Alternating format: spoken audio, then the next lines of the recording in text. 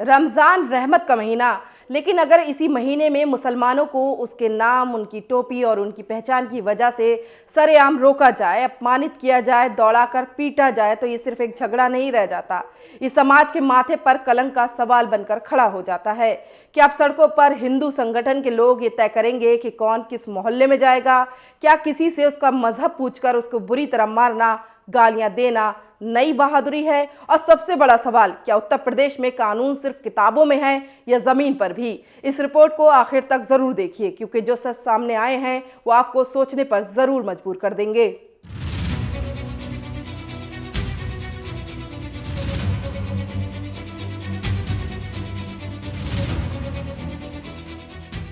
आदाब, मैं हूं जमरीन फारूक और आप देखना शुरू कर चुके हैं भारत टाइम्स एक्सप्रेस।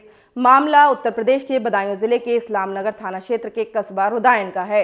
15 फरवरी को सहसवान के मोहल्ला दहलीज निवासी जावेद अपने दो साथियों आरिफ और अब्दुल सलाम के साथ रुदायन पहुंचे।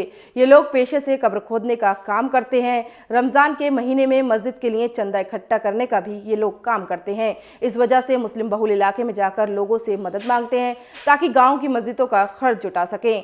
आरोप है कि जब उन्होंने मुस्लिम मोहल्ले का पता पूछा, तभी बजरंग दल का प्रखंड संयोजक अक्षय सिंह नाम के युवक ने उन पर हमला कर दिया। उन मुसलमानों से पहले पहचान को लेकर सवाल किए गए, फिर गालियां दी गईं और उसके बाद तीनों को दौड़ा दौड़ा कर बुरी तरह पीटा गया। उनकी टोपियां उतरवाई गईं। जिन लोगों के साथ मारपीट हुई वो उम्र में बड़े दिख रहे हैं, यानी बाप जैसी उम्र में के हैं। तो सोचिए, रोजी रोटी के लिए निकले लोग और बदले में मिली बेइज्जती और हिंसा। इस घटना का वीडियो सोशल मीडिया पर तेजी से वायरल हो रहा है। वीडियो में जो दिख रहा है वो परेशान करने वाला है।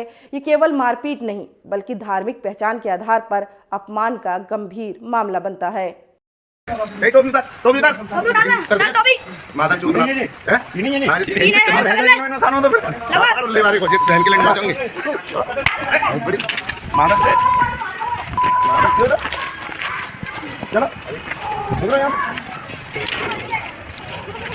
ठीक है, अभी लगाइए स्टैंड लगा देखा आधार कार्ड छोड़ो भाई और छोड़ो बेटा छोड़ो नहीं छोड़ो छोड़ो छोड़ो छोड़ो छोड़ो और छोड़ो छोड़ो बेटा अरे रहने छोड़ो रहने अरे छोड़ो छोड़ो क्या उठना दिया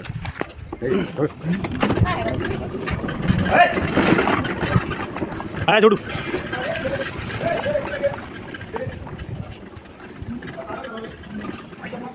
चल जाते उड़ा चल जाते।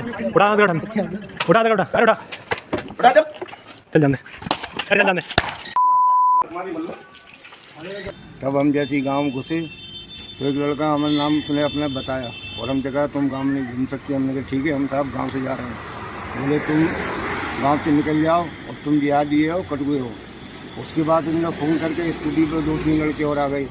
उन्होंने मेरे से आधार कार्ड मांगा, मैंने आधार कार्ड दिया और ये मेरा नाम देखते ही उन्होंने मुझसे कहा टोपी तार और लात घूसे मारना पीटना मेरे साथ चालू कर दिया। हम अभी इस्लाम नगर आए हुए थाने अपनी तहरीर लेकर। उत्तर प्रदेश पुलिस ने अब्दुल सलाम की शिकायत पर आरोपी बजरंग दल प्रमुख संयोजक अक्षय सिंह के खिलाफ मुकदमा दर्ज किया है। पुलिस ने उसे गिरफ्तार कर जेल भेज दिया गया है। कार्रवाई हुई है, लेकिन क्या ये पर्याप्त कार्रवाई है? क्या इससे ये संदेश जाएगा कि कानून सबके लिए बराबर है, या फिर कुछ दिन बाद मामला ठंडा पड़ जाएगा? यहाँ सवाल सिर्फ एक व्यक्ति का नहीं है, सवाल उस मानसिकता का है जो किसी को उसके पहनावे से पहचानती है, फिर उसी पहचान को निशाना बनाती है। अगर 3 गरीब लोग मदद मांगने जाएं और उन्हें पहले उनकी पहचान से परखा जाए, फिर पीटा जाए, तो ये कानून व्यवस्था की नहीं, सामाजिक सोच की भी बड़ी परीक्षा है।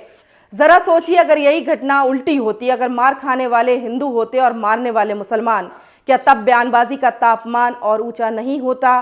क्या शहर बंद और बुलडोजर की मांग नहीं उठती? क्या टीवी डिबेट्स में शोर और तेज नहीं होता और मुसलमानों को एक कटघरे में खड़ा नहीं किया जाता? भारत का संविधान हर नागरिक को बराबरी और सुरक्षा का अधिकार देता है। किसी की दाढ़ी, टोपी, तिलक या नाम उसे ना तो विशेष अधिकार देता है, ना ही उसे कानूनी अपराधी बना देता है। कानून की नज़र में सब बराबर हैं, कम से कम होना तो यही चाहिए। इस मामले में पुलिस ने गिरफ्तारी कर दी है, जो एक जरूरी कदम है। लेकिन क्या पीड़ित को कानूनी सुरक्षा दी जाएगी? क्या केस की सुनवाई तेजी से होगी? क्या वाकई इस मामले में इंसाफ होगा? क्या समाज में साफ संदेश मिलेगा कि भीड़ की ताकत नहीं, कानून की ताकत चलेगी? रमजान के महीने में मदद मांगने निकले 3 लोग और उन पर बरसी नफरत। क्या हम सच में ऐसे दौर में पहुंच गए हैं जहां गरीबी और मजहब दोनों ही खतरे की वजह बन जाएं? क्या हम अपने बच्चों को यही सिखा रहे हैं कि पहचान देखकर व्यवहार करो? बदायूं की ये घटना सिर्फ एक जिले की खबर नहीं है, ये उस सोच की कहानी है जो धीरे धीरे समाज को बांटती है। और अगर वक्त रहते इसे चुनौती नहीं दी गई तो कल कोई और जावेद, कोई और आरिफ और कोई अब्दुल सलाम इसी तरह सड़क पर खड़ा मिलेगा। डरा हुआ, अपमानित। सवाल सीधे हैं और जवाब भी सीधे चाहिए। क्या कानून का राज रहेगा या सड़क का? क्या गिरफ्तारी के बाद न्याय भी होगा? क्या ये घटना मिसाल बनेगी या महज एक और वायरल वीडियो बनकर रह जाएगी? आपकी इस पूरी खबर पर क्या राय है? कमेंट बॉक्स में अपनी राय जरूर दीजिए। वीडियो को ज्यादा से ज्यादा शेयर, लाइक, सब्सक्राइब और फॉलो करना ना भूलें। आदाब। सच की लपटों से नजर हटाइए मत, हम लाएंगे हर पहलू आपके सामने।